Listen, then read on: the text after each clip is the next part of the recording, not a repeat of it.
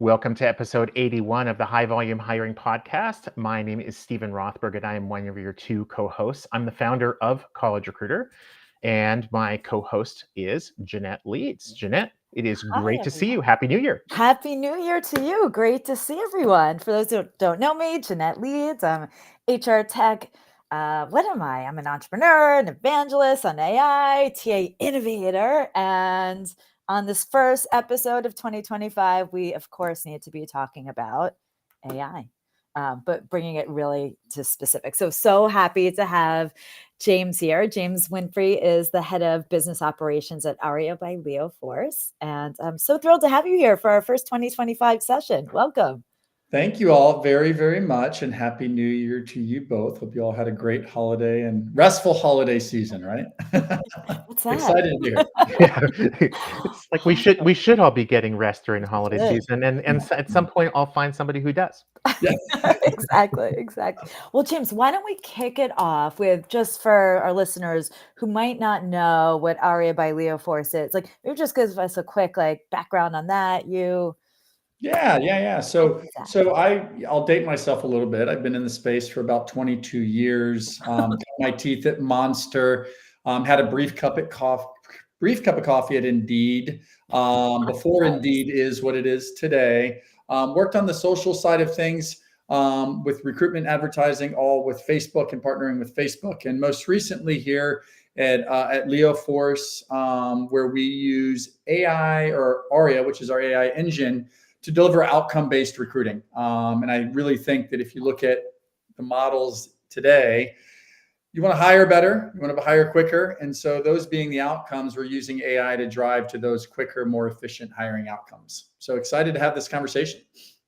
Awesome. I love it. And I love, by the way, that you said 22 years, not 20, not 25. Really. Well, I think it's been 22 years for the last 4 years. I don't know if it's because I overextended my experience in the space, or if I'm just stuck in time.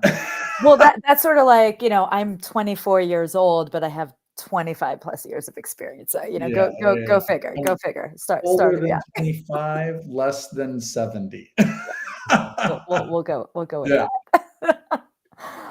Awesome. So, for the people who are watching on LinkedIn, YouTube, listening on Apple, Spotify, they'll know that Jeanette and I are very big believers in data-driven decision making. And one of the reasons that I was excited to have you on as a guest was just when you were like, well, I could talk about outcomes. Yeah. So for the people who don't know much about Arya, the engine, or Leoforce, the corporate name, what is the difference when you emphasize the outcomes piece? To me, that's saying you're trying to distinguish your product, how it works, maybe how it should be evaluated, from some of the others on the marketplace. So where does the outcomes come from? Yeah. So if you think about any recruiting efforts that you do as an organization, and you look at, what's the end outcome here? Well, I want a qualified applicant to an endpoint. I want a recruiter to just have a qualified applicant sitting within their applicant tracking system for them to engage with. Then from that outcome, you look at, well, what is the end outcome? Well, I want more qualified applicants at the bottom of the funnel. All right, well, then what next? Well, I want to schedule an interview with those individuals that are making it through this portion of the apply process. Well, then what is the end outcome after that? Well, I want to hire those individuals. And so we fall in sort of that bottom bucket with regards to driving more quality to the bottom of your apply funnel and utilizing the AI to do just that. And so, I think that in the world that we live in today, some organizations have taught people or conditioned people to think that volume is necessary to succeed, and regardless of quality. And so we utilize AI to just drive more quality at the end of the apply funnel, and only pay for that outcome. And so that's what I think is really cool, is that your end outcome that we're partnering with you all on, whoever it might be, is I want more quality applications at the end of my apply process. Fine. If we drive you 10 or if we drive you 100, you only pay for what we deliver. So like a true pay for performance model, which I think you'll see more organizations moving toward in the new year. That's really interesting. Really interesting. So maybe you could tell us a little bit more, like specifics or some examples of like how the AI is really being used to improve the recruiter efficiency. So it's like, okay, bring it down the funnel, but like maybe just pin in a little bit more on that. Yeah, so if you think about what a recruiter spends most of their time doing is searching and finding. And so or identifying kind of who I need to talk to first and utilizing the AI to sort of validate the top of the quality components of these individuals that have already applied is really an amazing way to kind of cut through some of the noise. And so what you want to do is you want your recruiter spending time building relationships, moving people through the apply funnel, not identifying who I want to talk to. And so if you've got a large volume provider that's sending in a whole bunch of applicants, utilizing the AI to recognize who do I need to talk to, who do I need to send the thank you but no thank you letter to, reducing a lot of that noise by, in some cases, 50 to 60%. So for recruiter, I was talking to an organization not too long ago where they have 15,000 applies a month. This is for CDL, over the road type drivers. And when you look at the audience, it's like there's 3 million plus of these people in existence. You're going to exhaust that. You're doing yourself and your brand a disservice by providing your recruiters with all of this volume. So let's say we cut that in half and that the AI will show you the top 50% of those individuals that are matched to those roles that they're applying to, and then send the thank you but no thank you notes to the other 50%. And so what happens there is now your recruiter says, well, I have 50% more of my time back, or I don't have to figure out who to talk to, so I can spend more time building relationships with the right people, not figuring out who to talk to. Interesting. So one of the things that I struggle with, and maybe you can help, is how do we as tech providers or even as a recruiter know what quality is? Because it's one thing to meet with a candidate, to interview them, and to sort of have this gut feeling like she's got what I want, she doesn't have what I don't want, therefore it's quality, and therefore I'm going to say extend an offer. But when you're talking about hiring 100 people, getting 1,000 applications, and you want to do that in 12 days, like automation has to take over there to a large extent. Yes. How do our tech systems know what quality is if the reality is a lot of recruiters can't define what quality is? They define it like, I know it when I see it. It's a little bit like pornography. It's like, Happy New Year! 2025. Sorry. Yeah. Partially recovered lawyer here. There was a great Supreme Court case about pornography like 100 years ago. Look it up. That he keeps referencing, yeah. Yeah. It is a somewhat G-related show. We're going to keep it that way. Yeah. But really, James, like how does Arya know what quality is? Is it just looking at the resume and keyword matching and looking at context? Because a lot of times what's really great about a candidate isn't on the resume. And a lot of times recruiters, hiring managers do a terrible job of writing the job description. So how do you do that? Yeah. So that's a great question. And so from a basic standpoint, it really is the matching of a job, an individual and their online profile up against a role, and including the company and the company's history and culture behind all of that. And so when you think about like high volume stuff, you're like, look, I just need a $20 picker packer, a $20 an hour picker packer. Well, that's great. But like within the job description, they have to lift so many pounds. They have to do all of this from a cultural standpoint. I think that's where the AI just creates these little automations that if I can reduce the noise of all of this inbound by 20%, what do you do as a recruiter with that extra time?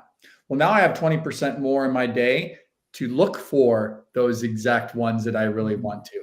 And so it's by no means sitting back and saying like, here are the people that you need to hire. It's more along the lines of, here are the people that really aren't a match to that role. We can put them in bucket B, but you need to focus in over here on bucket A first. from an efficiency standpoint. And so I think that's where we can really make a lot of impact, especially within that high volume stuff, is that with AI, you've got these AI engines that now can apply for individuals. The AI can, like AI is monitoring itself now. It's,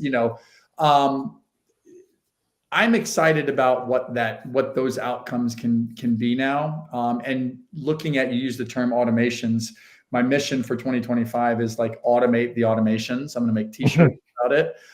Is I really sit back and say, what more can we automate? If I get a person that's a good match to your role, they're engaged, why can't we schedule an interview with them right now?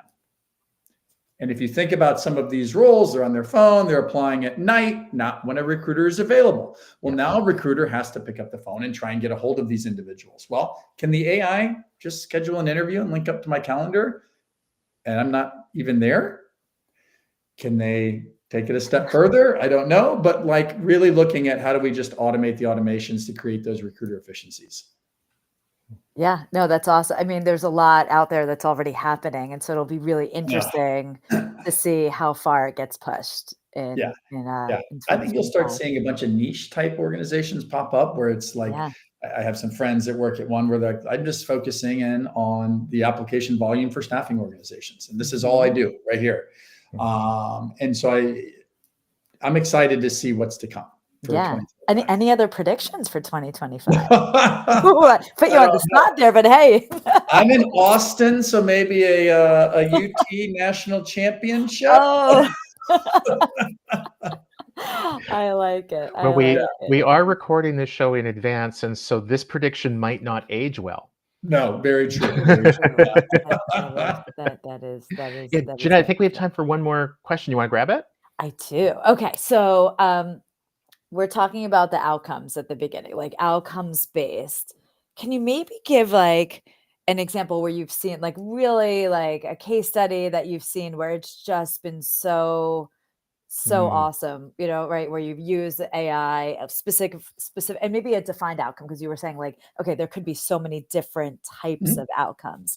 Maybe we could give our listeners like a fun case story. Yeah. So we work with a lot of healthcare organizations, as do I think a lot of people right now. And we just recognize that there's a lot of need in that space. We also recognize that our industry, me coming from a large job board, was partially responsible for it, have created a lot of noise around these recruiters. And so we work with a large, well-known healthcare facility where they're looking for RNs across all of their markets. We started off very, very small in one market in this outcome-based scenario. And that meaning is I'm looking for an OBGYN RN in Detroit, Michigan. Okay. You're only going to pay for OBGYN RNs that apply to that job and end up in your applicant tracking system. You're not going to pay for the one from Dallas that accidentally applied. You're not going to pay for the one in Austin, Texas, that is a pediatric RN. And so looking at that outcome base is really what I think a lot of organizations wanted to be, was a true pay for performance model. You could give me $1 million a month in budget, but if I'm just going to drive you 4 applies, you're only going to pay for those 4 applies. And then next month, I'll try harder to get to that $1 million budget. And so this large healthcare facility started out in one market. They were probably our first actual client that adopted this new product line 2 years ago. We're in 25 markets with them right now, and they're still going strong into the new year. So really, really exciting stuff. I think you'll see a lot of us yelling and screaming and telling our story from the rooftops, because it is something that we know is working, and we're really excited about more of this outcome-based recruitment solutions utilizing AI. That's awesome. I love it. I mean, from that efficiency and using your, marketing dollars, like really, really well. That's awesome. And my dog, if you just heard him, it's going to be a thing for next year. Awesome. My dog is literally barking like, yeah, good job. Literally, I don't know if the microphone picked it up, but your dog is wearing like the UT Austin, like the orange and the Longhorns and whatever. So well, James, this is awesome. I'm a huge fan of looking at outcomes. Accountability is great, right? Because if you're doing a great job, everybody should know it. Yep. And you should just know, like, hey, I'm doing a good job for my boss, my customer, my vendor, whatever it is. And it should just be really, really clear and less on focus, less like, did she show up to work and work 8 hours, and more about what did she get accomplished that day. You're exactly right. I think that's really Exactly great for everybody. So thank you very much, Jeanette. Awesome to see you. See you again in a couple of weeks. And James, congratulations on your recent promotion. Oh, thank you. And also with Arya, it's going to be fun watching what you guys are doing in 2025. Exciting for it. Thank you all for having me.